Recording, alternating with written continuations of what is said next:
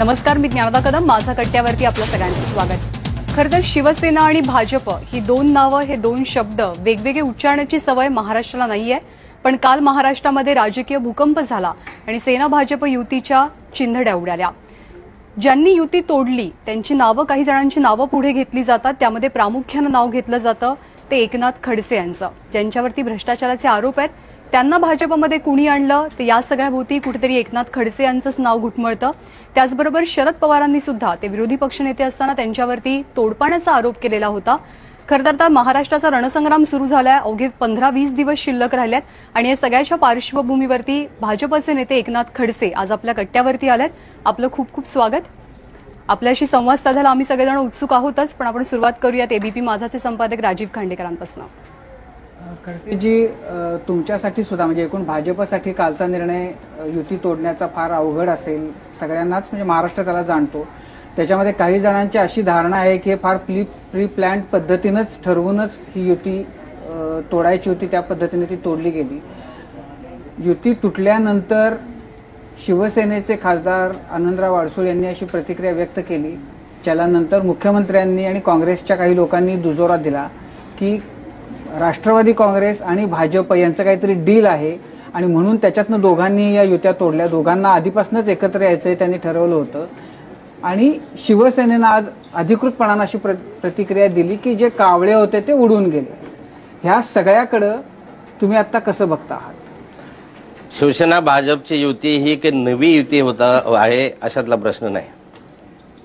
जवळपास मला आठवतं की 10 ऑक्टोबर 1989ला सरसेनापती बाळासाहेब ठाकरे यांनी या युतीची घोषणा विजयादशमीच्या मेळाव्यामध्ये शिवाजी पार्कला केली.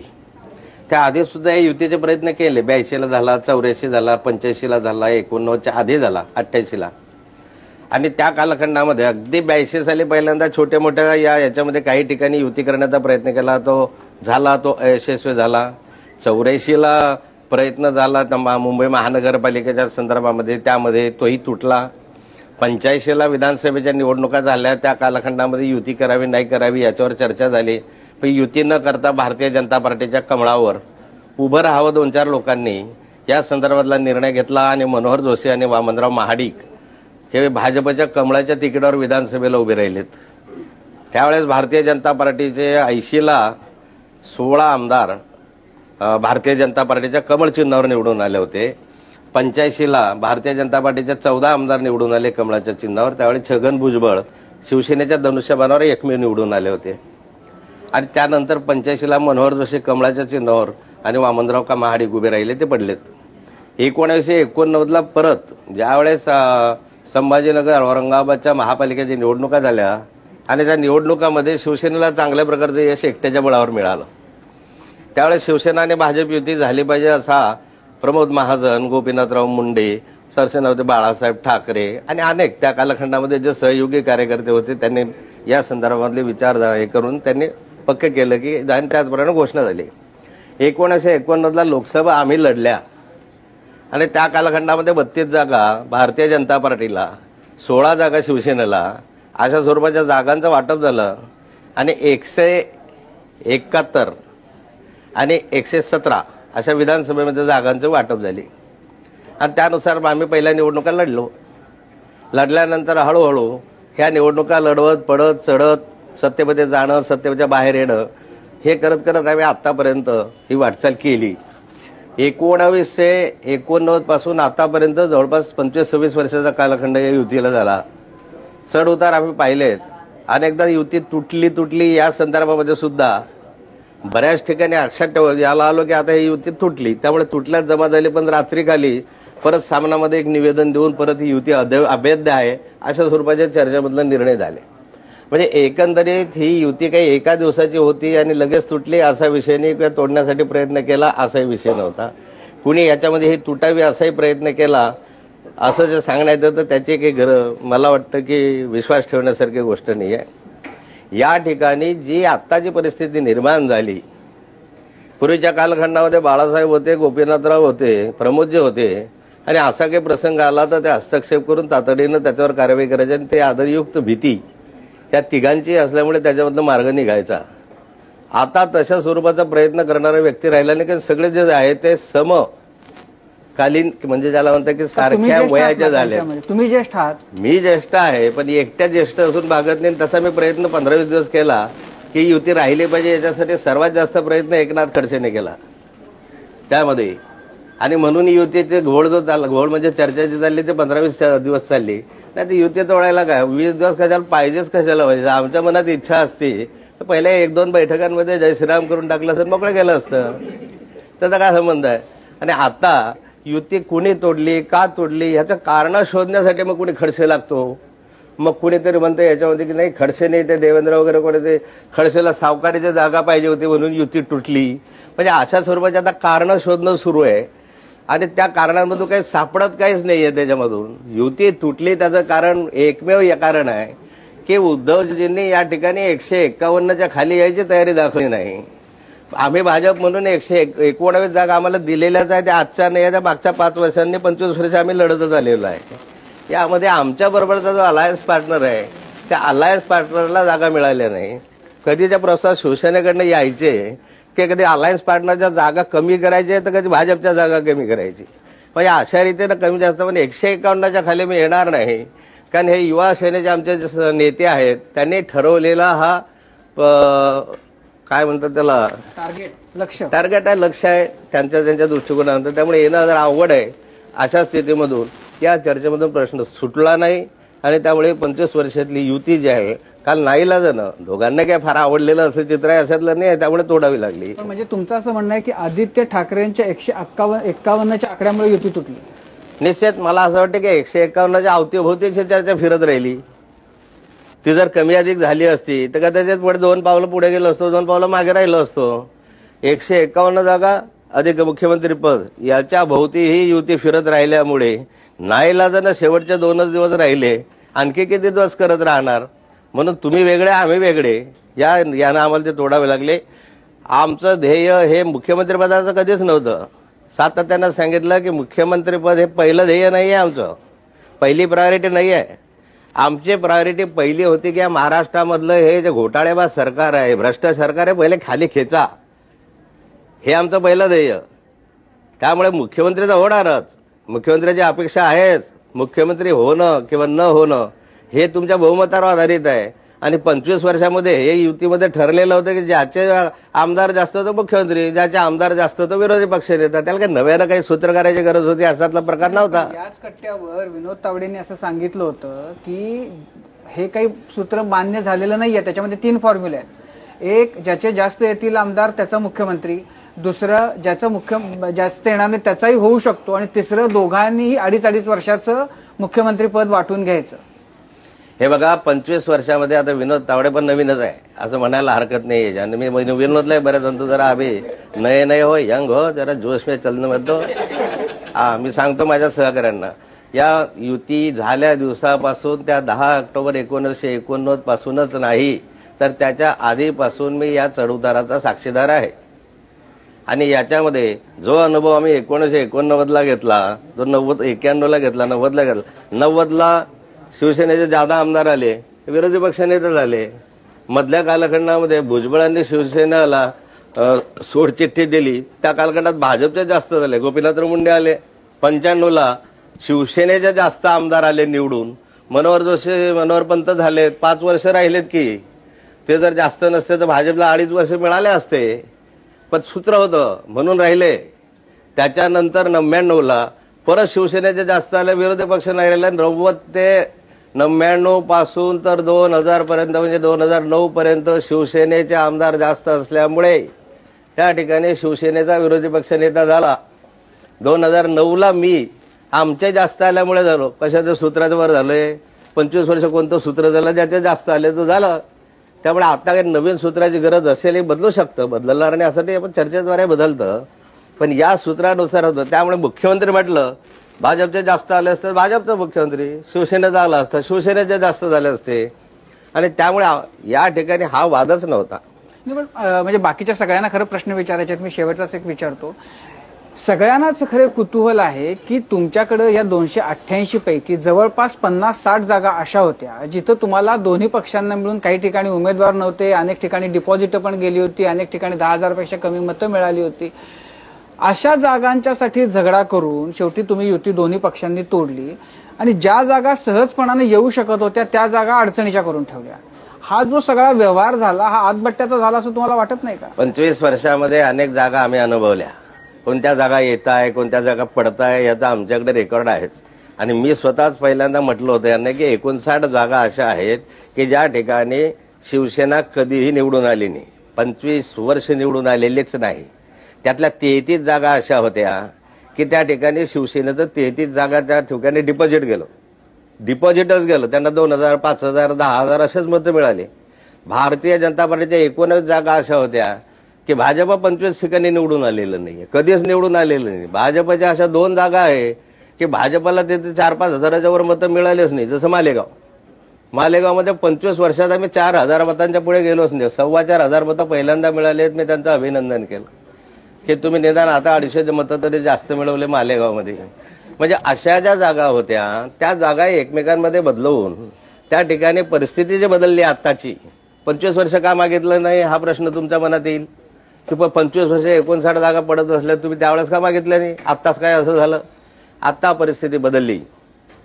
मोदींचं सरकार म्हणजे या लोकसभेच्या निवडणुकांमध्ये ज्या 59 जागा आणि ज्या माझ्या 19 जागा सातत्याने पडत होत्या या ठिकाणी त्या विधानसभा क्षेत्रामध्ये कुठे आम्हाला 50,000चा लीड मिळाला, कुठे 25,000चा मिळाला, कुठे 10,000चा मिळाला.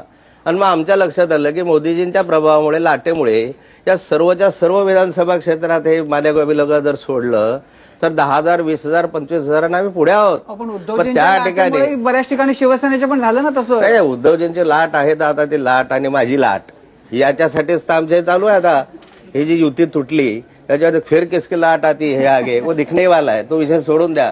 पण लोकसभेमध्ये हे सत्य आहे की या ठिकाणी मग उद्धवजींची लाट असती नाथाभाऊची लाट असती या ठिकाणी तर मागच्या 5 वर्षापूर्वी आमच्या लाट कुठे गेल्या होत्या, उकिरड्यावर गेल्या होत्या का? नाथाभाऊ कुठे गेला होता? तुझ्या लाटेनं जर आला असता त्यावेळेस तर 4,000च्या 5,000 का नाही झाल्या मालेगावमध्ये?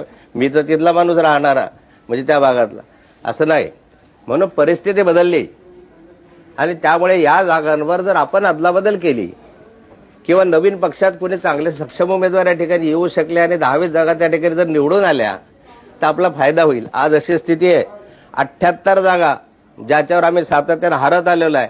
आयत्या काँग्रेसच्या घशामध्ये घालत आलो आम्ही. आयत्या 25 वर्ष आम्हाला काही करायचं काम नाही. त्यांना माहित आहे यांचं डिपॉझिट जातं. त्यामुळे ते जे उमेदवार उभा करते तो निवडूनच येतो हे त्यांना खात्री आहे. नाही पण खडसेजी आता परिस्थिती बदलली आहे तर ही एक संधी द्यायची ना. मग आणखीन काय कदाचित संधी घ्यावी हाच तर म्हणणं होतं माझं की तुम्हाला तुमचा जो आकडा होता तिथपर्यंत त्यांच्या 150 पासून ते खाली आले पाहिजे. तुमच्यासाठी तो प्रतिष्ठेचा झाला. 25 वर्ष 119 लढतोय ना मी. 25 वर्ष ते 25 वर्ष 169 173 लढतात. मोठा भाऊ आहे ना तो माझा. ज्या पद्धतीने तुम्ही मागच्या काही दिवसामध्ये घोळ घातला जागा वाटपावरून, नेहमी तुम्ही म्हणतात की ही शीतासाठी नाही तर तत्वासाठी लढाई आहे, परंतु आता घोळ घातला असं नको म्हणून दोघांनी घोळ घातला असं म्हणा की दोघांनी घोळ घातला. समजा दोघांनी नव्हतं चर्चा करत, दोघं चर्चा करत होते. मान्य करू आपण दोघांनी ज्या पद्धतीने दोघांमध्ये होते, ज्या पद्धतीने तुम्ही घोळ घातला तत्वासाठी नेहमी लढाई असं म्हणणारे तुम्ही आणि शिवसेना, अशा पद्धतीने घोळ घातल्यानंतर महाराष्ट्रानं तुम्हाला मतं का द्यायची? तुम्ही आता सांगितलं की घोटाळेबाज सरकार बदलण्यासाठी मतं दिली पाहिजे, परंतु बबनराव पाचपुते घोटाळ्याचे आरोप तुम्ही सुद्धा केले होते. त्यानंतर विजयराव गावित घोटाळ्याचे आरोप तुम्ही सुद्धा केले होते. ऐकून घ्या एक माझा प्रश्न आहे. तुम्ही ज्या पद्धतीनं ही सगळी लोक तुमच्याकडे आली, लोकांचं सरकार बदलणार, फक्त चेहरे बदलणार, सरकार बदलणार, चेहरे तेच असतील, पुन्हा घोटाळ्याचं सरकार येईल, मग महाराष्ट्राने तुम्हाला मतं का द्यायची? आता मी घोटाळ्याच्या बाबत सांगतो. माननीय शरद पवारांनी एक वेळ माझ्यावर घोटाळ्याचा आरोप केला. घोटाळ्याचा नव्हता केला, तडजोडीचा केला. की नाथाभाऊ तुम्ही तडजोडीचं राजकारण करता. हा काय ते तोड पाणी काय? शरद पवार माझ्यापेक्षा खूप सिनियर आहे त्याच्यामध्ये आणि तोड पाणी तेवढेच ते सिनियर आहे. त्यामुळे त्यांनी माझ्यावर आरोप करता बरोबर दुसऱ्या दिवशी महाराष्ट्राच्या सभागृहामध्ये मी त्यांना चॅलेंज केलं, आव्हान केलंय. अजूनही हेच आव्हान अजून टिकून आहे. म्हटलं पवार साहेब तोड पाणी एक वेळ तरी सिद्ध करून दाखवे. एकनाथ खडसेनं तोड पाणी केली, याने एक वेळ तरी भ्रष्टाचार केला, पुराव्याना कागदपत्रांना या मिनिटाला सोडून म्हटले सभागृह सोडून जातो, आयुष्यात येणार नाही, पण दाखवा. माननीय शरद पवारांना आजही आव्हान आहे. त्याही दिवशी आव्हान केलं होतं की एक वेळ, अरे एवढा मोठा नेता आहे राजकारणामधला, एक वेळ त्यांनी सिद्ध करून दाखवणं. एकनाथ खडसे हा कागद चाल घर को बैठ, नाही करता आलं. तिसऱ्या दिवशी हेच माननीय शरद पवार जे लवासावाले होते, जे वसईविराच्या भूखंडामधलं श्रीखंड खाणारे होते, त्यांना तिसऱ्या दिवशी मी आरोप केला की तुम्ही शाहीद बलवाच्या विमानामध्ये परिवारासहित होते. शाहीद बलवा नाव तुम्हाला माहिती आहे, चांगल्या रीतीने तुम्ही ओळखता. आणि मी पुराव्याने सिद्ध करून दिलं तिसऱ्या दिवशी की तुम्ही याच्यामध्ये होता. काय संबंध आहे या गुंडांशी, या भ्रष्टाचाराशी? अजूनपर्यंत पवार साहेब सांगू शकले नाही की आमचा काय संबंध आहे. आरोप करणं सोपं असतं, आरोप अजूनही सिद्ध करून दाखवणं शरद पवार साहेब. हा एकनाथ खडसे आहे, हा दुसऱ्या सरकारी आहे. आणि मी अजूनही त्यांच्या आव्हान, या क्षणाला आव्हान देतो तुमच्या समोर. अरे निवडणुका चालल्या, सोडून देईल निवडणुकीत, उभं नाही राहणार या निवडणुकीत. माघार गेले. एक दुसरा पाचपुते आणि गावितांवर मी आरोप केले आणि यांच्या कॅबिनेटने, राष्ट्रवादीच्या कॅबिनेटने क्लीन चिट दिली यांना. त्यांनी जरी क्लीन चिट दिली तरी मी आजही या ठिकाणी सांगतो आहे की यांच्यावरचे आरोप जर असे थोडेही सिद्ध झाले, एका मिनिटात त्या पाचपुत्यांना, गावितांना भाजपमध्ये काढून टाकेल. काढणारच नाही. माझा जर लक्षात आलं की हे सत्य आहे आरोप, मी शिफारस करेल की यांना जेलमध्ये टाकलं पाहिजे. अशा लोकांना आम्ही संरक्षण देणार नाही. पण तुम्हीच आता कॅबिनेटमध्ये मंत्रिमंडळाचा ठराव करून सांगायचं हे क्लीन आहे आणि आम्हाला म्हणायचं तुम्ही अशा लोकांना घेता. मी घेणार नाही. मी हाकलून देईल, एका मिनिटात हाकलून देईल. पण नाथा भाऊ, हाच नाही तुमच्या बाबतीतही लागतो. अजित पवारांवर तुम्ही घोटाळ्याचे आरोप केले, त्यांनी माझ्यावर. clean sheet- ऐकून घ्या, त्यांनी क्लीन चिट दिली. मग अजित पवार क्लीन आहेत असं म्हणायचं का तुमच्या दृष्टीने? अजित पवारला कुठं क्लीन चिट दिली आहे? त्यांनी कोण दिलेलीच म्हणतो आहे, दिली आहे? मंत्रिमंडळाने क्लीन चिट दिलेली आहे. त्यांनी कुठं अनेक वेळा दिली? सांगितले. अहो, या एसआयटी मध्ये, ज्या एसआयटी आम्ही म्हटलं होतं की स्पेशल इन्व्हेस्टिगेशन टीम करा, ती याच्यामध्ये कमिशन ऑफ इन्क्वायरी ऍक्ट खाली करा, ती नाही केले. याने स्पेशल इन्क्वायरी टीम केली. त्या इन्क्वायरी टीम, यांचीच इन्क्वायरी टीम, यांचेच माणसं, तरी त्यात जे तुम्हाला समजतं अशात नाही आहे. त्यात अजित पवारवर ठपका ठेवलेला आहे. आता आम्ही आल्यानंतर काढवते बरोबर, पण आचार तर क्लीन चिट नाही दिली अजित पवारला. 70,000च्या ठिकाणी जो घोटाळा झाला त्यांनी मान्य केलेला आहे. आणि हा 70,000चा घोटाळा कोणी दुसऱ्या तिसऱ्यानं काढला आणि एकनाथ खडसेनं काढलेला आहे. या मुख्यमंत्र्यांच्या साक्षीनं काढलेला आहे. या मुख्यमंत्र्यांच्या तोंडून वधवून घेतलेला, हो का नाही? मुख्यमंत्री म्हणाले यस, हे खरं आहे. पण नसेल तर त्यांना नाही सांगावं आता इथं येऊन. खडसेजी, बोला की. विधानसभेची आत्ताची निवडणूक स्वतंत्र लढण्याचा हा जो कॉन्फिडन्स आहे तो भाजपला नेमका आला कुठून? केवळ हे बघा. मोदींच्याकडे बघूनच तुम्ही हा निर्णय घेतलाय का? आणि जर मोदी लाटेवर एवढा विश्वास होता तर मग ही जी नावं आहेत पाचपुते किंवा गावित, यांना घ्यायची गरजच का पडली भाजप? आमची गोष्ट पहिली अशी आहे की मोदीजींवर 100ने 101% आमचा विश्वास आहे. आम्हाला असा नेता मिळाला हे आमचं भाग्य आहे. आणि 100 दिवसामध्ये त्यांनी एकदम जे महाराष्ट्राचं नव्हे या देशाच्या दिशेने जे पावलं उचललेत, त्या पावलांचं जे जनतेने स्वागत केलं त्याचा मला आनंद आहे. परंतु निव्वळ नरेंद्रभाई मोदी नाही तर 15 वर्ष या महाराष्ट्रामधले भ्रष्ट सरकार, ज्यांनी 70,000चा घोटाळा नाही केला, लाखो कोटी रुपयाचे भूखंडाचे घोटाळे केलेत. यांनी निव्वळ तेवढे भूखंडाचे घोटाळे नाही केलेत. यांनी सर्व ठिकाणी, सर्व याच्यामध्ये समाज कल्याणमध्ये, ओबीसीमध्ये, मागासवर्गीयांवर जे घोटाळे केले त्याचा प्रश्न आहे. अँटी इन्कम्पन्सी फॅक्टर आहे. दलित, मागासवर्गीय, आदिवासी यांच्यावर सातत्यानं होत असलेल्या अन्यायाचा आहे. महिलांवर होत असलेल्याचा अन्यायाचा आहे. एका दलित महिलेला नागडं करून त्या ठिकाणी नगर जिल्ह्यामध्ये फिरवलं जातं. हे काय पूर्वगामी सरकार आहे? त्या खैरलांजेमध्ये असलेल्या कोळशासारख्या माणसं जाळून मारले जातात. हा काय महाराष्ट्र आहे? नाही, या सगळ्याच्या प्रचारासाठी तुम्हाला मोदींनाच का आणावं लागतं? आता पंतप्रधान आहेत ते, पण तरी सुद्धा त्यांच्या 12 सभा आणि परत आणखीन वाढवण्याचा 12 आम्ही 25 करणार आहोत. माझे नेते आहेत ते. ही सगळी भिस्त मोदींच्या वरतीच का? राज्यातले नेते मग त्यासाठी सक्षम नाहीयेत का? तुम्ही 12 संकुचित झाले हो, मला बरं नाही वाटलं. नाही, विरोधी पक्ष म्हणून तुमचा कारभार एवढा पुरेसा नाहीये का की ज्याच्या आधारावरती लोकांनी तुम्हाला मतं द्यावीत? तुम्ही निवडणूक कधी लढवले ग्रामपंचायत वगैरेचे? नाही, काय संबंध नाही. अनुभव पाहिजे असतो. निवडणुकाच्या दरम्यान जेवढे माणसं प्रचाराला कमी पडतात तेवढे कमी पडतात, कारण हा निवडणुकीला फार कमी दिवस दिलेले. एक आहे, या निवडणुकीमध्ये फक्त 12 दिवस प्रचारासाठी आहे.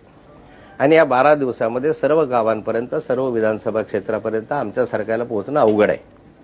आणि त्यामुळे आम्ही या ठिकाणी दिल्लीचे निवड नरेंद्रभाई मोदीच नाही तर जे आमचे वरिष्ठ अधिकारी असतील, पार्टीचे असतील, त्यांना आम्ही आवाहन करतो. निवडणुकीतली ही लोकशाही पद्धतीतील रचना आहे की त्या ठिकाणी अधिकाधिक सभा व्हाव्या, अधिकाधिक कॅम्पेन व्हावं, अधिकाधिक माहिती जनतेपर्यंत जावे, प्रतिसाद मिळवावे, त्यातील रचना आहे.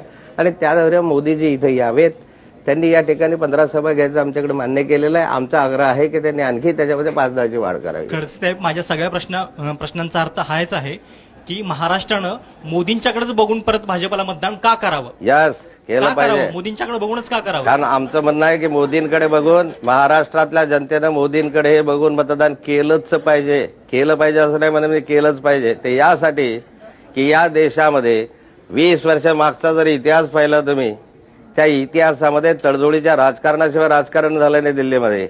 मायावती पकडा, कधी ममता पकडा, ममता गेली की समता पकडा, समता गेली की जयललिता पकडा, आणि त्याच्यामध्ये त्या सांगतील तसं वागत बसा. हे जे राजकारण 20 वर्ष चाललं हे मोडून टाकलं पाहिजे, हे जनतेला लोकसभेमध्ये वाटलं. आणि म्हणून मोदीजींना इतका प्रचंड प्रतिसाद दिला. एक हाती सत्ता देण्याचं काम या देशभरातील लोकांनी केलं. देशात मोदींचा चेहरा होता, राज्यात तसा चेहरा तुम्ही अजून दिलेला नाहीये. हा मोदींचा चेहरा पुरेसा आम्हाला राज्यामध्ये. महाराष्ट्राचा कारभार बघायला मोदी येणार नाहीयेत उद्या. हा खडसेंचा चेहरा वाईट आहे का? तुम्हीच असणार आहात का? बस तुम्ही जाहीर करताय की तुम्हीच असाल. तुम्ही सांगून विरोधी टाकलंय. पक्ष नेता मंत्रिपदाचे उमेदवार एकनाथ खडसे. मी एकनाथ खडसे याच्यासाठी म्हटलं की विरोधी पक्ष नेता आहे, त्यामुळे हा विरोधी पक्ष नेता चालत नाही का तुम्हाला? अरे चांगल्या चांगल्या चेहरा आहे. देवेंद्र फडणवीस सारखा तरुण चेहरा आहे, छान आहे, गोड आहे बाळ आमचं. या महाराष्ट्रामध्ये 65 वर्ष झाले. आपला महाराष्ट्राची स्थापना होऊन 50 वर्ष झाले. आम्ही कोणत्याही पक्षाने आम्ही सुद्धा महाराष्ट्रामध्ये मुख्यमंत्री पदाचा चेहरा समोर ठेवून निवडणुका लढवलेल्या नाही. देशामध्ये लढवल्या. पंतप्रधान की अगली बारी अटल बिहारी म्हणून आम्ही 50 वर्ष ओरडत राहिलो, पण राज्यामध्ये हे आमचे मुख्यमंत्री म्हणून या 50 वर्षामध्ये आम्ही निवडणुका लढवल्या नाही. एक वेळ निवडणुकीमध्ये बहुमत मिळाल्यानंतर त्याच्यामधून वरिष्ठ पातळीवर जे चर्चा होईल त्यातला जो नेता तो नेता, हे आमचं ते सूत्र आहे. त्यामुळे आज तरी कोणी समोर आहे आणि त्याच्याकडे बघून मध्या हे नाही तर आम्ही नरेंद्र भाई के आता जे नरेंद्र भाईंनी आपल्याला केलं त्यांना मजबूत करण्यासाठी आम्हाला हवं आहे. एक राज्य केंद्राला मजबूती देण्यासाठी. नाही नाथाभाऊ, आता तुम्ही म्हणालात की मोदींच्याकडे बघून महाराष्ट्रातल्या लोकांनी मत दिलंच पाहिजे, पण हे दिलंच पाहिजे म्हणताना ज्या गणंगांना आतापर्यंत तुमच्या पक्षातलेही लोक शिव्या घालत होते, ज्यांचा कारभार गेली इतकी वर्ष लोक बघतायत, अशांना किमान एक 40-50 जणांना तरी तुम्ही तिकडनं इकडे आणलं आणि तुम्ही आता त्यांना म्हणता की तुम्ही मोदींच्याकडे बघून ह्यांना मत दिलंच पाहिजे. का द्यायचं त्यांना मत? सांगता ना, स्वच्छ आणि चांगले अशाच माणसांना निवडून आणण्याचा आमचा प्रयत्न आहे. मी सांगितलंय नालायक निघाले आमचे पाचपुते गावीत बिवीत, ते एका मिनिटात हाकलून देईल हे सांगण्याची क्षमता फक्त एकनाथ खडसेमध्ये उघडपणे. दुसऱ्यामध्ये ही ताकद नाही आहे. तुमच्या आहे का ताकद? आहे का ताकद की शरद पवारला इथून चॅलेंज देतो की उद्याने परवाने झाला शेवटचा रिझल्ट लागेपर्यंत सांग मला की खडसे साहेब हा भ्रष्टाचार इथे केलाय, हे कागद, हा सूर्य, हा जयद्रथाला नाही उडाला तर माझ्या बापाची औलाद नाही, हे सांगणारा एकनाथ खडसे. माझ्या मतदारसंघात काल मी भाषण करून राहिलो, माझा फॉर्म भरला होता. त्या फॉर्म भरताना मी सांगितलं माझ्या मतदारसंघात तुमचा माणूस असेल तर त्याला सांग, किंवा जळगाव जिल्ह्यात मी भाषण करताना सांग, मला आमदार म्हणून 25 वर्ष झाले. या जळगाव जिल्ह्यातल्या एखाद्या नागरिकांना बोटवरून करून सांगा खडसे साहेब तू नोकरीचे माझ्याकडून या ठिकाणी नोकरी लावण्यासाठी मी हजारो लोकांना नोकऱ्या लावल्या सरकारी याच्यात, 3-4 हजार तरी लावल्या. पण मी सातत्यानं सांगत आलोय तुझ्याकडनं 10,000 रुपये घेतले असतील तरी एक कुणी उठाव कोणी की 10 वर्षापूर्वी घेतले आणि 5 वर्षापूर्वी घेतले, मी तुमचा काय म्हणता दोषी आहे. आणि तुम्ही यायचं या जाहीर सभेमध्ये 10,000 रुपये घेतल्याचा पुरावा द्यायचा, माझ्या तोंडावर थुंकायचं आणि चाललं जायचं. हे सांगण्याचं फक्त एकनाथ खडसे धैर्य करू शकतो, दुसऱ्यात नाही आहे. मी तरी नाही ऐकलं असेल तर आनंदाची गोष्ट आहे. नाही पण म्हणजे तुम्ही जेवढे जण घेतले त्या सगळ्यांचं चारित्र्याचं सर्टिफिकेट तुम्ही देताय, त्या माझं येईल त्या सगळ्यांना तुम्ही चारित्र्याचं दुसऱ्यांदा मी काय देणार आहे? नाही जे एवढी ढिगाणं लोक तुम्ही माझं म्हणणं आहे मी सर्टिफिकेट देत नाही म्हणून तर 10 वेळा तुम्हाला सांगतोय की आकलून देईल मी, जर तुम्ही द्या ना माझ्याकडे काही पुरावे असतील तर. नाही आकललं तर सांगा की तुम्ही भ्रष्टाचाराला संरक्षण देताय. या उभ्या महाराष्ट्राला आश्वस्त करतोय आम्ही की भ्रष्टाचारी असेल अन्य असेल आम्ही त्याला संरक्षण द्यायला लाथ मारून हाकलून देऊ आम्ही, ही ताकद आमच्यामध्ये.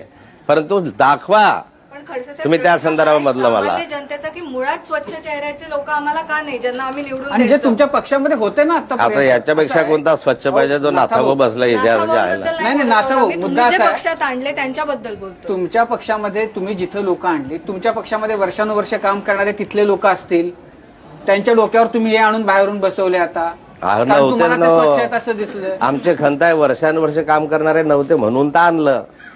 आता त्या ठिकाणी मी सांगतो तुम्हाला की त्या नंदुरबार जिल्ह्यामधली लोकसभा आम्ही पुष्कळ प्रयत्न केले, याला त्याला घेऊनही आणलं, त्यालाही उभं करून पाहिलं. लोकसभा 65 वर्ष भांडलो पण आम्ही लोकसभा जिंकली नाही. मग शेवटी सापडला आम्हाला गाव येतं, म्हटलं आता तुलाच घेऊन तर नाही, इकडे नाही तर नवसानं होईल. झालं ना, आलं की नाही लोकसभेमध्ये निवडून आला, म्हणजे यश आलं ना आम्हाला लोकसभेमध्ये.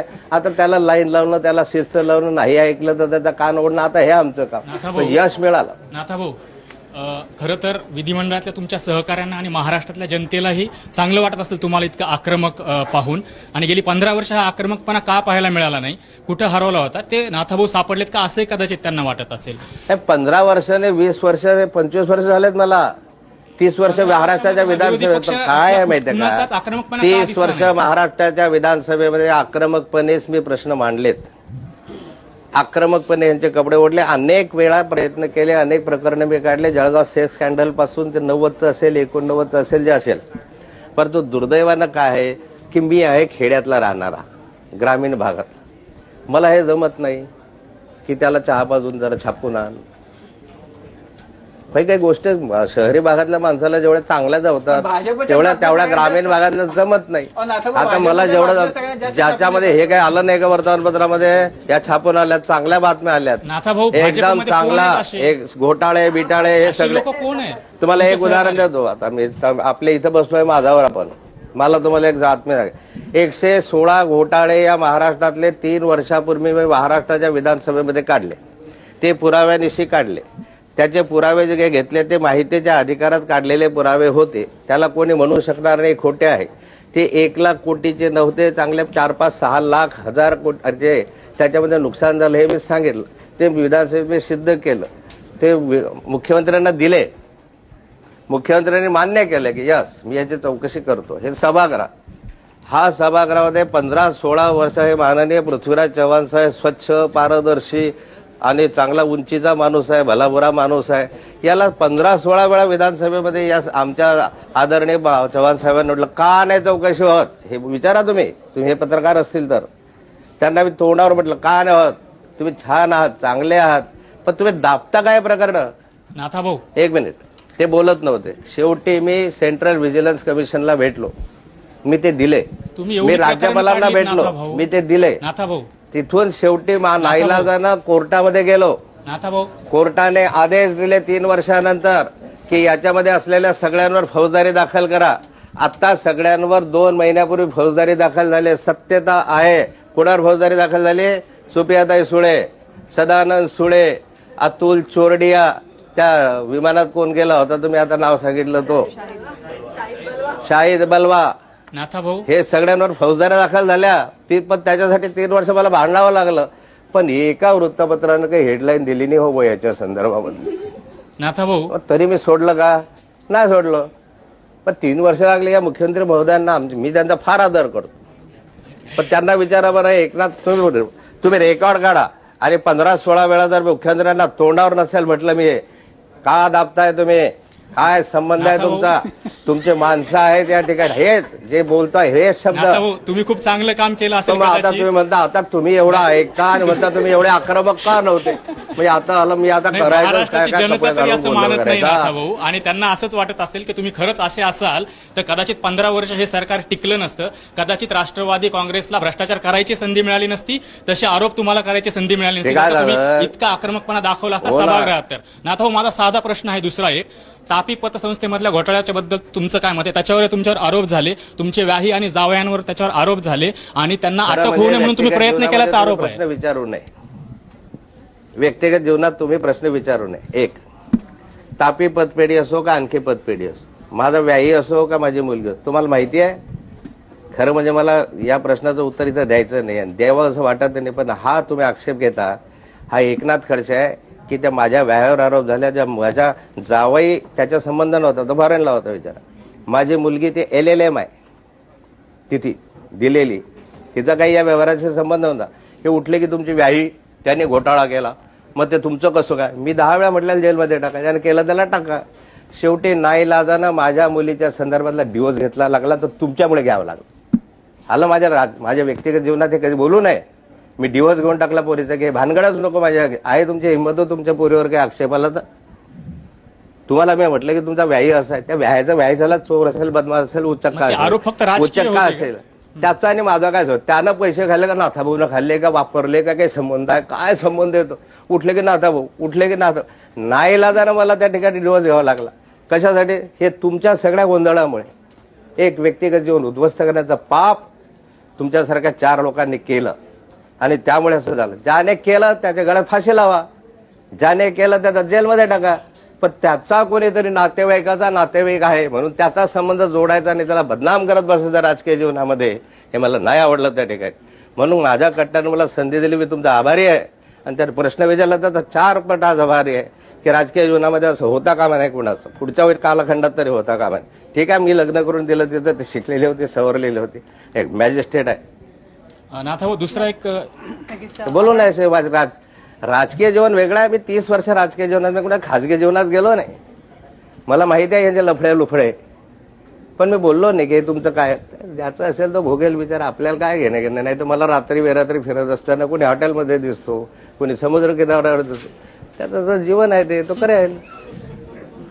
आता मी काय तुमच्या मागे लागलो का की रात्री तुम्ही कुठे होते? नाही होते. जीवन आहे तुमचं ते. बोला. तुमच्यासाठी अजून बरेच प्रश्न बाकी आहेत, सडेतूर उत्तरही तुमच्याकडनं अपेक्षित आहेत, पण एक छोटासा ब्रेक आपण घेऊया. बघत रहा माझा कट्टा.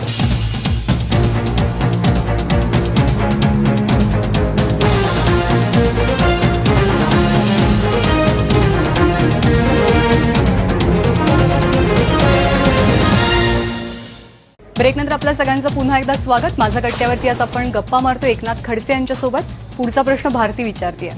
खडसेजी, कालची पत्रकार परिषद जी झाली, ज्यात तुम्ही युती तुटली असं जाहीर केलं, तेव्हा ती पाहिल्यानंतर आम्हाला सगळ्यांना एक प्रश्न पडला की जेव्हापासून निवडणुकांचे वारे सुरू झाले, आम्हाला सारखे देवेंद्रचा चेहरा, तावडेंचा चेहरा दिसत होते, तुम्ही थोडेसे मागे दिसत होतात. मात्र कालच्या पत्रकार परिषदेत ती घोषणा तुम्ही केली. हे असं कोअर कमिटीत ठरलं होतं की ज्येष्ठ म्हणून तुम्हाला पुढे केलं गेलं? काय म्हणजे झालं? ती तुमची इच्छा होती? काय होतं नक्की? माझी इच्छा वगैरे नव्हती, कुणाची इच्छा असेल असे नव्हते. एक भाग याच्यामध्ये होता की हा युती ठेवायचा, तोडायचा किंवा राज्यामधल्या राजकारणावर अशा धोरणात्मक निर्णयाच्या संदर्भामध्ये कॉमेंट्स करायचा अधिकार राज्यातल्या पार्लमेंटरी बोर्डाला नाही. तो अधिकार आहे केंद्रीय पार्लमेंटरी बोर्डाला. आमच्याकडे तरी पद्धतीनुसार केंद्र ठरवतो.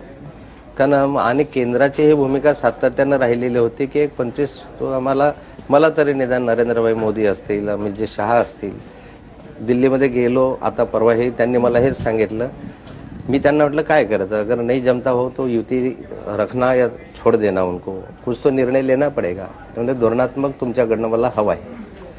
त्यावेळेस वरिष्ठ मंडळांनी मला सांगितलं होतं की भाई 25 साल हो गए आप एक साथ रहते हो, पर 25 साल हिंदुस्तान में कहीं भी अलायंस नहीं रहा, और इतने होने के बाद ये अलायंस रखना चाहिए, रहना चाहिए, इसकी कोशिश करो, ये तोड़ो मत.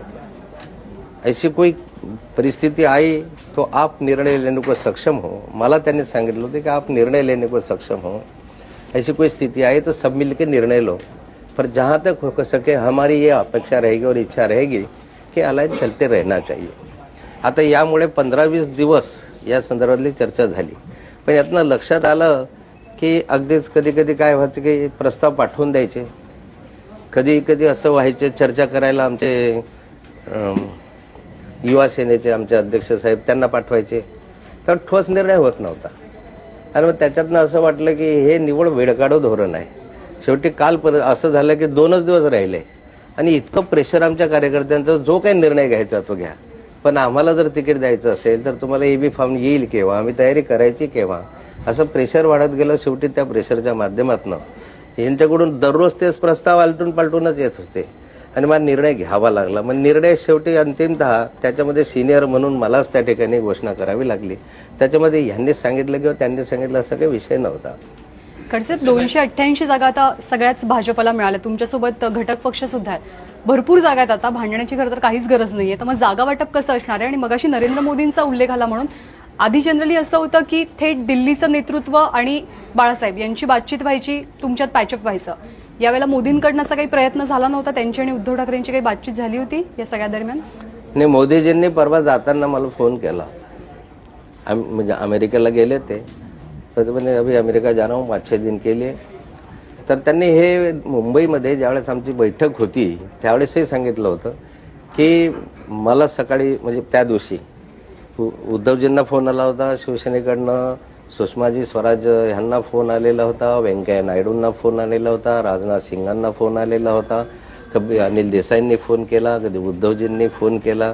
पण त्यांनी सांगितलं कि या संदर्भामध्ये पार्लियामेंट्री बोर्ड जो महाराष्ट्र का है उनके पास जाओ, वो निर्णय लेने के लिए सक्षम है. अगर वहाँ निर्णय नहीं होता तो दिल्ली में हम हस्तक्षेप करेंगे, असं त्यांनी यांना सांगितलेलं होतं.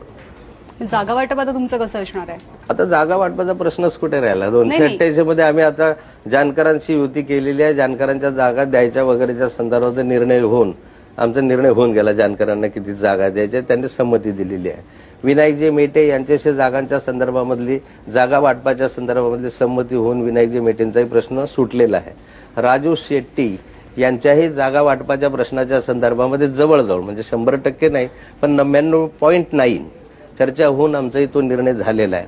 आता रामदासजींच्या संदर्भात काल चर्चा झाली पण त्याच्या संदर्भात जागा वाटपाची चर्चा पूर्णत्वास येऊ शकली नाही. आता जे 3 घटक पक्ष आमच्याकडे आहे, आमची जागा वाटपाची चर्चा झाली. आता त्या कोणत्या जागा पाहिजे या संदर्भातली चर्चा आता आज आहे आणि त्यातनं आम्ही ती जागा वाटपाची चर्चा होऊन त्यांना एबी फॉर्म देणार आहोत. किंबहुना ही आधी पण चर्चा झालेली आहे, त्याच जागा त्यांना फायनल करून आम्ही आता देणार आहोत. त्यामुळे त्यांच्याविषयीचा प्रश्नच नाही. आठवल्यांची आज चर्चा पूर्ण होईल आणि नंतर आठवल्यांचाही प्रश्न मिटेल अशी मला अपेक्षा आहे. त्यांची अपेक्षा आहे तुम्ही केंद्रात मंत्रिपद द्यावं, मोदींच्या वतीनं तुम्ही तसं त्यांना आश्वासन देणार आहात? आम्ही केंद्रात ठीक आहे, ते त्यांना केंद्राचा जो प्रश्न आहे तो केंद्रीय नेतृत्व त्यांच्याशी चर्चा करून निर्णय घेईल, तो आमचा अधिकारही नाही आहे. आता तुम्ही गेले 2-3 दशक संघर्ष करताय, तुमच्यासोबत काही नेते असतील आणि असंख्य कार्यकर्ते असतील. त्याची सत्तेची फळं चाखण्याची आता वेळ आलेली आहे कदाचित, असं कालपर्यंतचं वातावरण होतं. पण ऐन त्यावेळेलाच देवेंद्र फडणवीस असतील किंवा पंकजा मुंडे असतील ह्या तुमच्यापेक्षा रेसमधनं पुढे निघून गेल्या कुठेतरी, असं तुम्हाला वाटलं? काय त्याच्याबद्दल तुमचं मत? नाही, रेसमध्ये पुढे मागे राहण्याचा प्रश्नच नाही. रेसच नाही याचा प्रश्न कुठे येतो की मागे गेल्या का पुढे गेल्या. पण या महाराष्ट्रामध्ये सत्ता निश्चित येणार ते भाजपची येणार असा आमचा विश्वास आहे.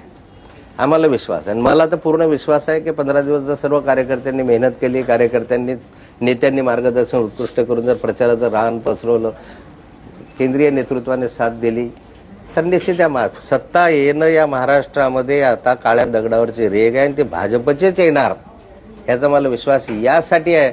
कंटाळलेत व्हायला लोक, इथल्या स्थानिक लोक त्या इथल्या सरकारला कंटाळले. ते विजेचं लोड शेडिंग, ते दलित, ते शेतकऱ्यांच्या आत्महत्या वगैरे वगैरे जे 100 विषय असतील याच्या संदर्भातले ते जनता कंटाळली की आता काँग्रेस राष्ट्रवादी नकोच. मग पर्याय काय? मग शिवसेना आहे, भाजप आहे, मनसे आहे, तनसे आहे, त्याच्यामध्ये भाजप वरचा राहील असा अनेक सर्वेक्षणामधून जो अंदाज व्यक्त केला गेला. किंबहुना आम्ही काही सर्वेक्षण केले, त्या सर्वेक्षणामध्ये जे काही चित्र आलेलं आहे त्यामध्ये भाजप हा वरच्या क्रमांकावरच राहील असं त्या सर्वेक्षणात आलंय. अधिक मेहनत आम्ही करू की आणि आम्हाला विश्वास आहे की प्रतिसाद महाराष्ट्रातले मतदार आम्हाला देतील. मग भाजपतर्फे मुख्यमंत्री पदाचा उमेदवार कोण असणार जर का रेस नसेल तर? तुमचं फिक्स झालंय का? आता सध्या तरी मुख्यमंत्री पदाचे उमेदवार भरपूर आहे. नाथाभाऊ, त्यामुळे बहुमत आल्यानंतर हा निर्णय दिल्लीच्या पार्लमेंटरी बोर्डाने घ्यायचा आहे.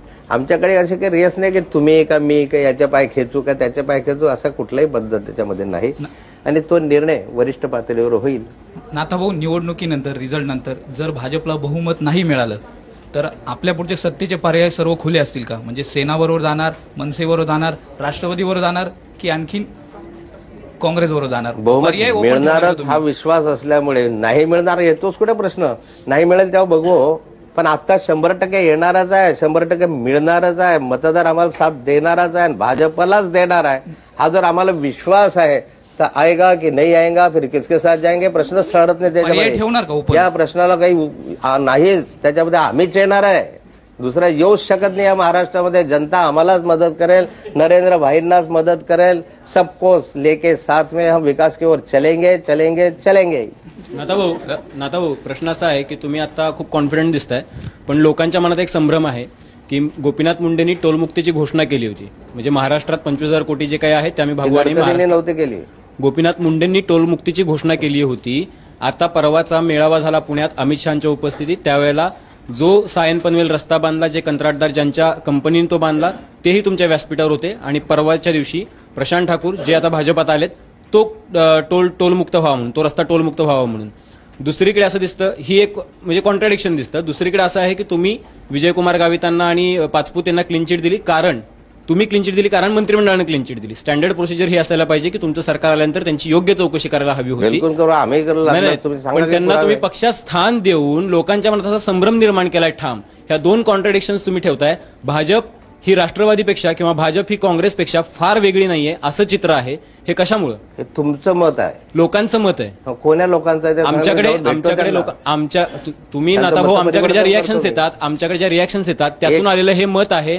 तुम्ही कुणाचं मत आहे असं म्हणून, आणि ही जी लोक आहेत ही लोकांचीच मतं मांडणारी लोक परिवर्तन करण्यासाठी लोकांचंच मत मांडणारी ही लोक आहेत. एक तुम्हाला सांगतो की टोल मुक्तीच्या संदर्भामध्ये महाराष्ट्र टोल मुक्त झाला पाहिजे ही गोपीनाथ मुंडेंनी घोषणा केली. ती महाराष्ट्राच्या तिजोरीतील बांधण्यात आलेल्या रस्त्यांच्या संदर्भामध्ये आहे. ही पहिला प्रश्न. केंद्राने बांधलेले रस्ते महाराष्ट्राला टोल मुक्त करण्याचा अधिकारच नसतो, तसा तो त्यांना नाही. ज्यावेळेस गोपीनाथ मुंडेंनी घोषणा केली त्याच वेळेस नितीन गडकरींनी हे होणं शक्य नाही अशा स्वरूपाचं त्या ठिकाणी सांगितलेलं होतं. परंतु नितीन गडकरींना आम्ही सांगितलं की आम्ही घोषणा केली, आम्ही त्याला पर्याय शोधू.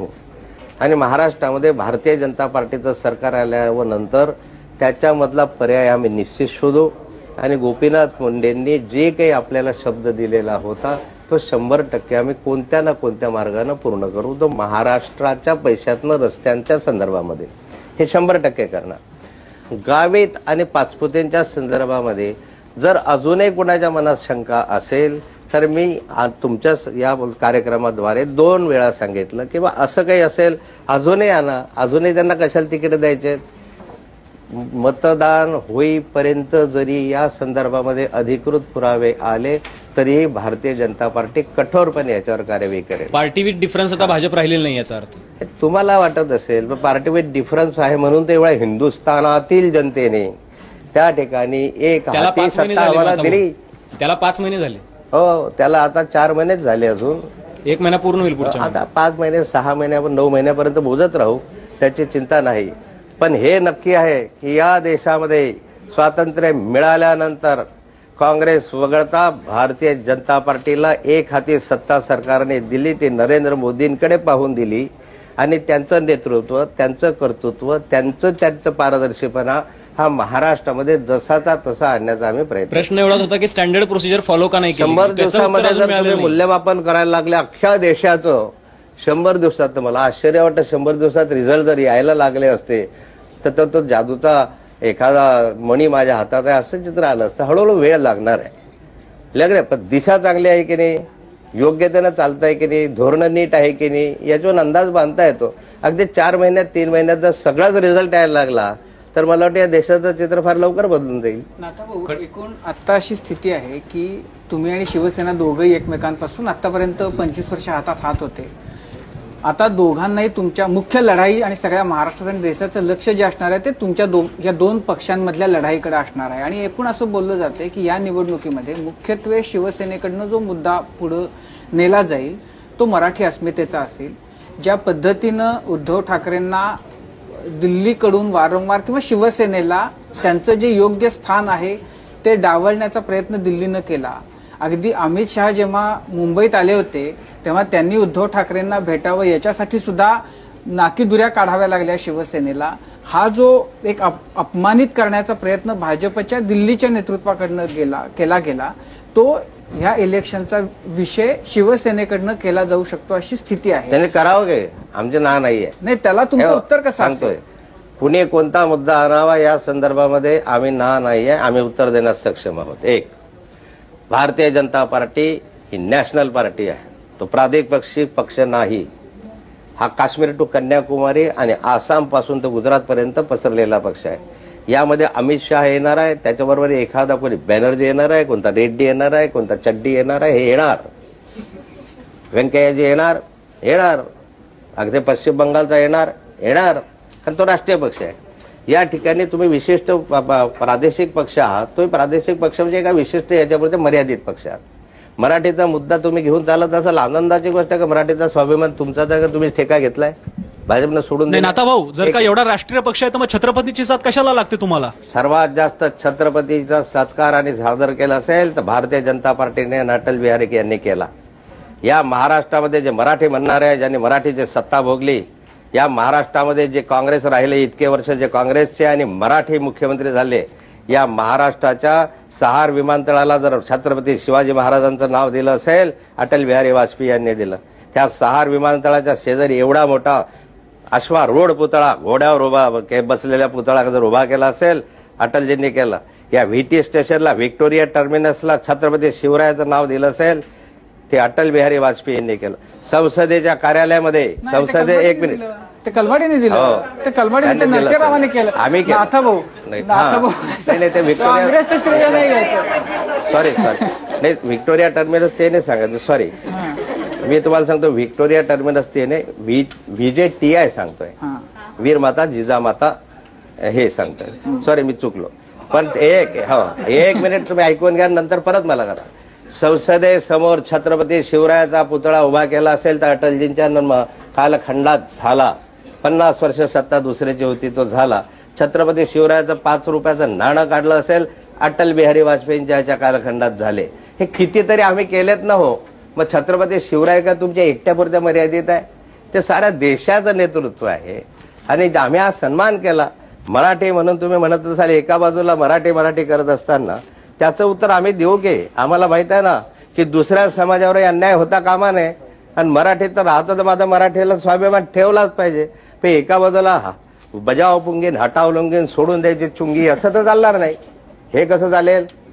या ठिकाणी हे बघा, जर तुम्हाला ज्या ठिकाणी मराठी पाहिजे असेल तर ते मराठीच गेले पाहिजे राज्यसभेवर, असा माझा आग्रह राहील भाजपमध्ये. मी दुसऱ्याचं म्हणणार नाही, पण भाजपमध्ये मी हाच आग्रह धरेल.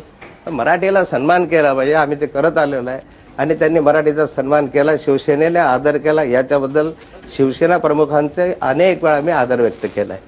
नाही, या महाराष्ट्रामध्ये मराठी माणूस जिवंत राहिला, तो शिवसेना प्रमुखांमध्ये राहिला. पण मागच्या पुढचे जे लोक जमा झाले, अनेक ठिकाणी त्याला दूर लोटण्याचाही प्रयत्न केला. हे मान्य करून चालावं लागणार. नाथा भाऊ, मगाशी तुम्ही म्हणालात की तुम्हालाच अधिकार दिले तो युती करण्याचे, पण अशी एक चर्चा आहे की अशी एक चर्चा आहे की अमित शहा, नरेंद्र मोदी आणि रुडी यांचंच म्हणणं असं होतं की ही युती तुटली पाहिजे. आणि दुसरी गोष्ट सर म्हणले तसं याच्यासाठी खालचाच मुहूर्त कशाला पाहिजे होता? ते 20 दिवसापूर्वी तोडता आली असती. जर त्यांची इच्छा असती तर एवढा मुहूर्त कालचा कशाला काढला होता? काय घटस्थापनेच्या मुहूर्तासाठी वाट पाहत होते ते? त्यांनी हे स्पष्ट शब्द उद्धवजींनी कबूल केलं. उद्धवजींना विचारा हे खरं आहे की खोटं आहे. उद्धवजींनी सांगितलं किंवा वरिष्ठांशी ज्या ज्या वेळेस बोललो त्यांनी आम्हाला सांगितलं म्हणजे अशी एक चर्चा होती की पोपट आधीच मेला होता, कोणी जाहीर करत नव्हतं. मारायचा असता, मेलाही असता समजा, तर त्याला काही घटस्थापनेच्या मुहूर्ताची वाट पाहायची नव्हती. ती वेळ आली, दुर्दैवाने ते व्हायला नको होतं. मी कालही सांगितलं की याचं दुःख मला सर्वात जास्त झालं, कारण मी सर्वात जास्त प्रसंगांमध्ये, चढउतारामध्ये, चांगल्याच गोष्टीमध्ये मी सर्वात जास्त यांच्यापेक्षा सहभागी होतो. त्याच्या वेदना आम्हाला आहेच. कुणाला असं कोण असो, पण मला वेदना झाल्या. हे मी 4-4 वेळा सांगितलं. खडसेजी, मोदींचं सरकार आल्यानंतर ही देशातली दुसरी भाजपची युती आहे जी तुटली आहे. हरियाणा जनहित काँग्रेस बरोबर पण तुटली. कुठेतरी केंद्रीय नेतृत्वामुळे राज्यातल्या युत्या तुटतायत असा आरोप होतोय. काल तर मातोश्री बाहेर अमित शहाच्या विरोधात घोषणाबाजी झाली. मग हा गैरसमज कसा दूर करणार आहात? कारण अचानक हा सगळा आरोप होतोय केंद्रीय आता तुम्ही छोटे पक्ष वगैरे म्हणसाल तर या ठिकाणी या 4 पक्षांसाठी ते युती तुटली असं म्हणायला काय हरकत आहे? की या 4 पक्षांना न्याय मिळाला नाही. राजू शेट्टीला, जानकरला, आठवलेला, त्यांच्यासाठी तर आम्ही भांडत होतो की यांच्यासाठी जागा द्या, आणि नाहीतर आम्हाला त्यांनी वाढवून दिल्या असत्या तर मिटून टाकलं असतं स्वार्थीपणा करून. पण त्या युतीमध्ये आजही आमच्याबरोबर अलायन्समध्ये 4 घ्यायची काय गरज आहे? तर आम्हाला नको आहे. आम्हाला जर छोटे पक्ष नको आहे तर मग जानकर कशाला पाहिजे? आम्हाला शेतकरी संघटना कशाला पाहिजे? हे पक्ष काय घेऊन चालायचे छोटे छोटे? असं नाही आहे. त्या त्या राज्यामधली परिस्थिती वेगवेगळी आहे आणि त्या परिस्थितीनुसार त्या ठिकाणचे छोटे पक्ष घेऊन चालण्याची भूमिका ही सातत्याने आम्ही ठेवलेली आहे. त्याच्यामुळेच आरोप होतो की भाजप जोपर्यंत गरज असती तोपर्यंत अशा मैत्र्या करतं, मित्रांच्या खांद्यांवरून वाढतं आणि नंतर मित्रांना संपवून टाकतं. हे मीडियाचं चालवलेलं सूत्र असतो. या तुमचं नाही. पण तुम्हाला म्हणजे या 119 पेक्षा कल्पना जास्त आहे. जागा कल्पना मिळाव्यात ही विलास तुमची इच्छा आहे. नव्हती. 119 पेक्षा जास्त जागा काय मिळाव्यात गरज पडते? नरेंद्र मोदींना इतका बहुमत आहे की तुमची तुमची काय गरज पडते, पण ते टिकली पाहिजे असं ते का फोन करून मला सांगतात? काय गरज असते? आपण ऐकून घ्यायचं असतं, मनोरंजनही होतं, करमणूकही लागतं आणि टॅक्सही लागत नाही. दादू, याआधी 10 वर्षांपूर्वी लोकसभेच्या निवडणुकीच्या वेळेला अशाच विश्वासाने आत्मविश्वासाने भाजपचे नेते बोलत होते निवडणुकीच्या वेळेला, पण त्यानंतर निवडणुकीत चित्र वेगळं दिसत होतं आणि आता तुम्ही एकदम आत्मविश्वासाने की भाजपचीच सत्ता महाराष्ट्रात येणार असं बोलताय. आणि दुसऱ्या बाजूला जे लोकसभेच्या आत्ताच्या निवडणुका झाल्या त्यामध्ये बऱ्याच लोकांनी भाजप या पक्षापेक्षा मोदी या व्यक्तीला मत दिलं होतं. मग आता या दोन गोष्टींच्या पार्श्वभूमीवरती तुम्हाला असं वाटतंय का की आपण कुठेतरी युती ठेवायलाच हवी होती आणि हा जो आत्मविश्वास वाढलेला आहे तो अति आत्मविश्वास ठरणार नाही? हे बघा, आम्ही आत्मविश्वासानं बोलतोय, पण फाजील आत्मविश्वासानं बोलत नाही, हे नक्कीच आहे. ही गोष्ट नक्कीच आहे की भाजप प्लस मोदी असे आम्हाला मतदान मिळालं. त्याच्यामध्ये मोदींचा चेहरा, मोदींचं व्यक्तिमत्व, मोदींनी गुजरातमध्ये केलेला विकास, त्यांचं 12 वर्षातली केलेली कामगिरी याला अधिक महत्त्व विकासाला दिलं आहे. आणि याही वेळेस आमचं म्हणणं मला हेच आहे की या महाराष्ट्रामध्ये विकासाला प्राधान्य असलं पाहिजे या निवडणुकींच्या चर्चेमध्ये, प्रचारामध्ये. मला ही खंत आहे. गुजरात, मध्य प्रदेश, छत्तीसगड जरी भारतीय जनता पार्टीचे राज्य असले तरी 12 वर्षापूर्वी गुजरातची स्थिती महाराष्ट्रासारखी होती, विकासाच्या दृष्टीनं मागे होता बऱ्यापैकी. छत्तीसगड तर मोजतच नव्हतं आम्ही कशामध्ये. मध्य प्रदेशही त्याच प्रमाणामध्ये बऱ्यापैकी मागे पडलेला राज्य विकासामध्ये असं चित्र 15 वर्षापूर्वीचं होतं. नेतृत्व बदल झाला, मोदीजी आलेत, छत्तीसगडमध्ये रमण आले, मध्य प्रदेशला शिवराज सिंग चौहान आले. हळूहळू धोरणं बदलत गेले, दिशा बदलत गेली, पाणी आलं आणि तिथलं 12 वर्षातलं चित्र एवढं बदललं की GDP इतका वाढला. म्हणजे छोटे छोटे राज्य त्या ठिकाणी महाराष्ट्रापेक्षा पुढे जातात आणि महाराष्ट्र विकासाला मागे राहतो, याची खंत आम्हाला आहे. म्हणून महाराष्ट्रही त्याच दृष्टिकोनानं या 3-4 राज्यांपेक्षा पुढे गेला पाहिजे. यासाठी आम्ही विकास हा मुद्दा घेऊन पुढे चालणार आहोत आणि त्याच्यामध्ये नरेंद्रभाई मोदींच्या चेहऱ्याचा नक्कीच आम्हाला उपयोग होईल. तुम्ही आज खडसे सर विनंती केलेली आहे राज्यपालांना भेटून की महाराष्ट्राची जी सध्या राजकीय परिस्थिती आहे तर राष्ट्रपती राजवट लागू व्हावी. होणार आहे महाराष्ट्रात तसं? मला मुळामध्ये असं आहे की आता जेमतेम जर 15 दिवसांवर मतदान येऊन ठेपलेलं आहे, आत्ताचं सरकार असंही काही करू शकत नाही, तर मग आता हे सरकार घालवून तिथं राज्यपाल किंवा राष्ट्रपती राजवट आणायचा हा अट्टाहास भाजपचा का चाललाय? अट्टाहास नाही, हा तत्वाचा प्रश्न आहे. डॉक्टर बाबासाहेब आंबेडकरांनी घटना कशासाठी निर्माण केली? 1 दिन रहो, 1 साल रहो या 25 साल रहो, घटना के अनुसार देश चलना चाहिए.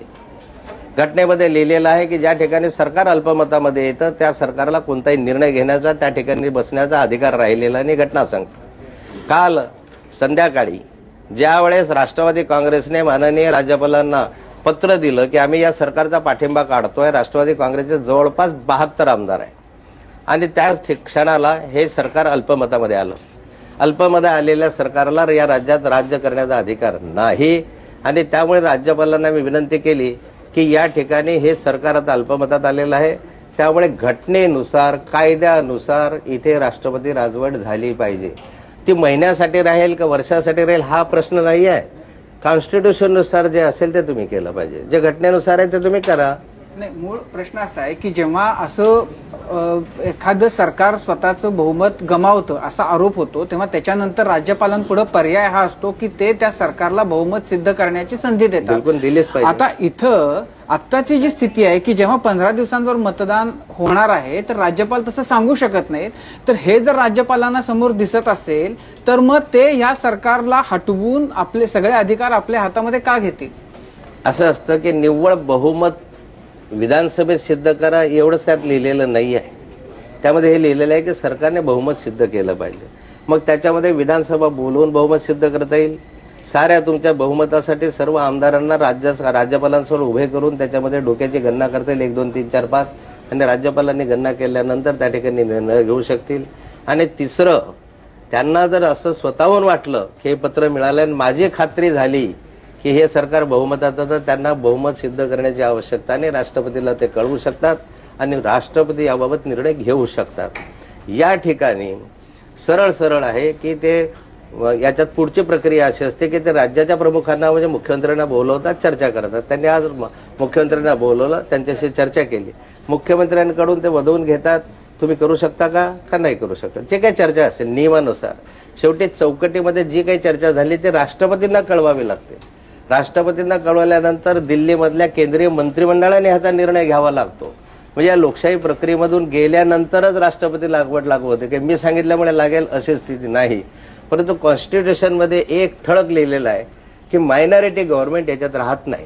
नाही, याच्यामध्ये दोन मुद्दे आहेत. एक तर आता हे सगळं होऊन कॅबिनेटची मिटिंग होणार, तर मुळात पंतप्रधानच इथं नाहीये, त्यामुळे कॅबिनेटची मिटिंग त्यांच्या अनुपस्थितीत कोण घेणार ते काही स्पष्ट झाले का माहिती नाही. हा एक भाग झाला.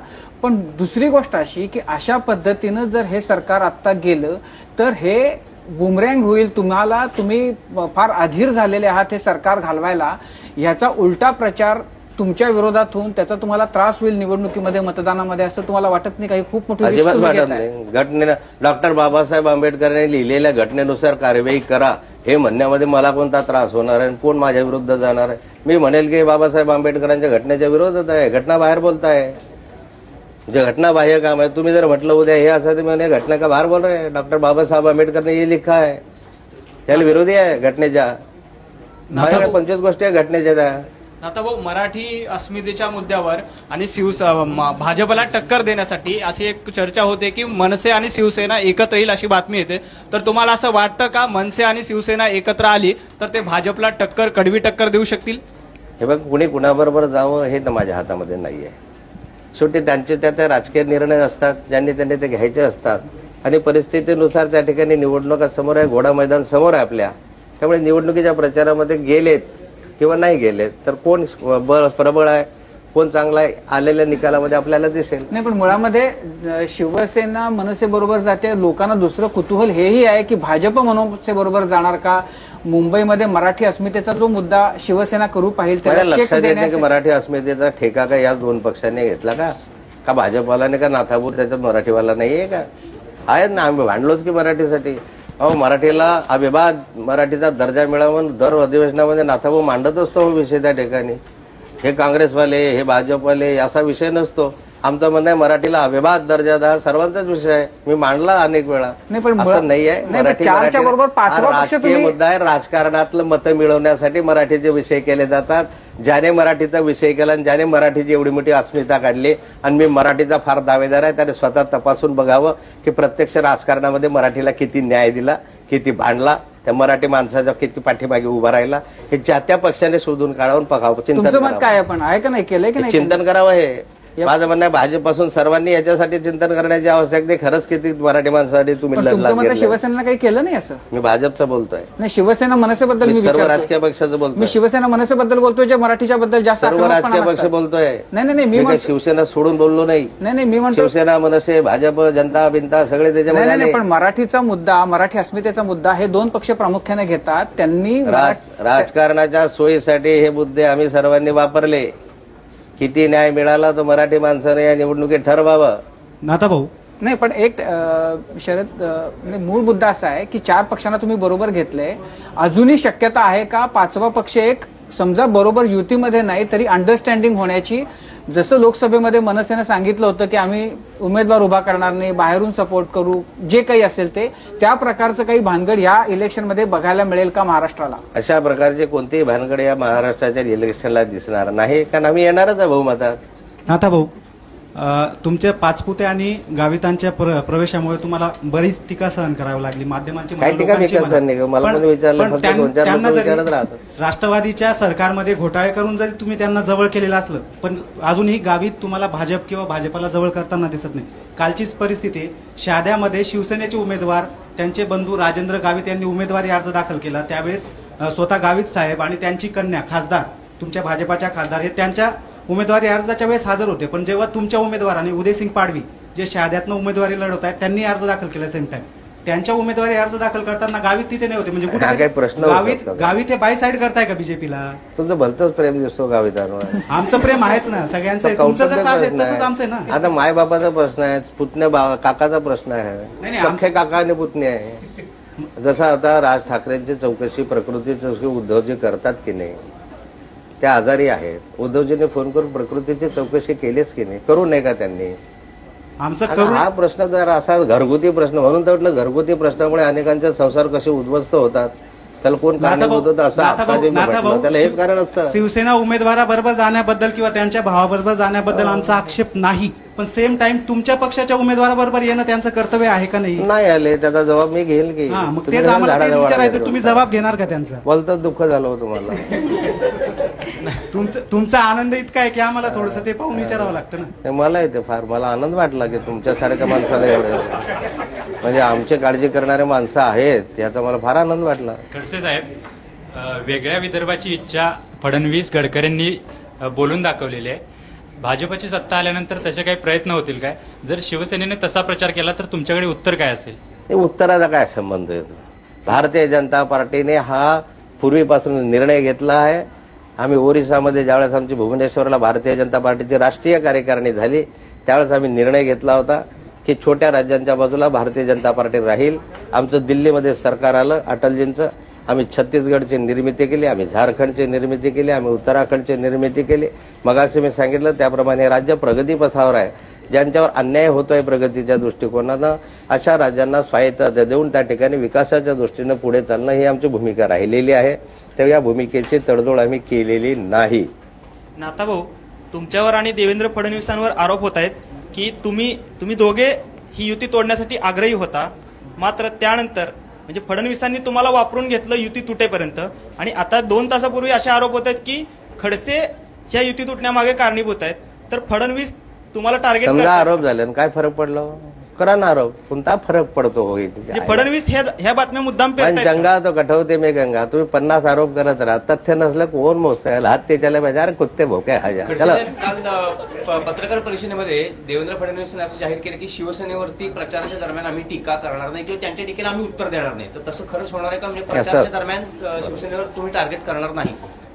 एक भावना अशी आहे की 25 वर्ष झाले एकत्र काम केल्यानंतर स्वाभाविकता मन इतके जुळलेले असतात की त्या एकमेकांवर अशा स्वरूपाचे गंभीर आक्षेप करणं हे तर भयंकर जीवावरच येतं. कुणी मी सुद्धा बोललो एखाद्या वेळेस तरी उद्धवजीला असं वाटेल की साला काल तर हा माझ्याबरोबर बसले तर जेवायला एकत्र आम्ही आता याच्यावर एकदम गंभीर हे करणं अवघड जातं. त्यामुळे मला तरी असं वाटतं की ठीक आहे, 25 वर्ष झाले, तुमचं इलेक्शन 15 दिवसाचं आहे, 15व्या दिवसानंतर 16व्या दिवशी परत तुम्ही एकत्र बसणार आहात. ह्याच्यामध्ये कटुता वाढणार जेवायला. मी मगाशी जेवायलाच सांगितलं होतं. हे तुम्हाला जर नीट आठवत असेल, विस्मरण झालं नसेल तर या ठिकाणी अशी स्थिती असताना कटुता वाढू नये याची काळजी घ्यावी. हे बघा, टीका टिप्पणी होणार आहे. दोन्ही जर एकमेकांच्या विरोधात तुम्ही बघा ना, कुठे ना कुठे टीका टिप्पणी होणार, पण त्यातनं कटुता निर्माण होणे, एवढी कटुता निर्माण होईल, इतका ताणतणाव निर्माण होता कामा नये की तुम्ही कायमस्वरूपी दूर जावं किंवा कित्येक महिने दूर जावं, असं टाळावं अशी माझी भावना आहे. आणि तीच भावना देवेंद्रने कदाचित व्यक्त केली असावी. याला जोडून एक प्रश्न आहे की आता महाराष्ट्राच्या मनातच खरं तर हा प्रश्न आहे की तुम्ही विधानसभेसाठी तुमची युती तोडली आहे, पण काही स्थानिक पातळीवरती बऱ्याच ठिकाणी तुमची युती आहे, तिथे केंद्रातही ते तुमच्या सोबत आहेत, मुंबईमध्ये, ठाण्यामध्ये, तिथे नेमकं काय होणार आहे? मग आता अनेक वेळा युती विना आम्ही लढलेलो आहोत. स्थानिक स्वराज्य संस्थांमध्ये बऱ्याच ठिकाणी युती विना शिवसेना भाजप सामने आमने लढलेले आहे. म्हणजे आम्ही एकत्र लढण्याचाही अनुभव आम्हाला आहे, समोरासमोर लढण्याचा अनुभव आम्हाला आहे. म्हणजे निवडणुका लढवत असताना टीका टिप्पणी एकमेकांवर करण्याचाही अनुभव आमचा आहे. आणि त्यामुळे स्थानिक स्वराज्य संस्थांमधल्या ज्या युत्या आहेत आज ज्या ठिकाणी आहेत त्या तुटतायच्या की नाही तोडायच्या ह्या दोन्ही पक्षाच्या पार्लमेंटरी बोर्डाने घ्यायचा निर्णय आहे. त्यामुळे या संदर्भामधले निर्णय जे आहेत ते बोर्ड घेईल, पण आज तरी जे स्थानिक स्वराज्य संस्थांमध्ये आहेत ते कायम आहे. खडसेजी, तुम्ही जागा वाटपात ज्या संदर्भात घोळ झाले सगळे, तर त्याचा तुमच्या वोटिंग पर्सेंटेजवर इफेक्ट होणार असं तुम्हाला वाटतं का? कारण त्या दिवशी आम्ही फोन लाईन पण ओपन केलेल्या, तेव्हा सगळ्या लोकांच्या प्रतिक्रिया अशा येत होत्या की जे 288 जागांचं वाटप करू शकत नाहीत ते महाराष्ट्र कसं सांभाळणार? तुमचं काय मत आहे? निश्चित लोकांच्या भावना ज्या असतात ते युतीच्या बाजूलाही असतात. आणि आतापर्यंत 25 वर्षामध्ये एकत्र राहिल्यानंतर त्यांना हे सहनच होत नाही की हे दोघे वेगळे लढताय विधानसभेला. असा एक वर्ग आहे की जो युतीला मतदान करणार. मला हे मान्य आहे तुमचं. एक वर्ग असा आहे की जो भाजपला मतदान करतो, एक वर्ग असा आहे की जो शिवसेनेला मतदान करतो, आणि एक वर्ग असा आहे की तो युतीला मतदान करतो. तो युतीचा मतदार आहे. तर शिवसेना भाजपचा नाही, हा मी युतीचा आहे.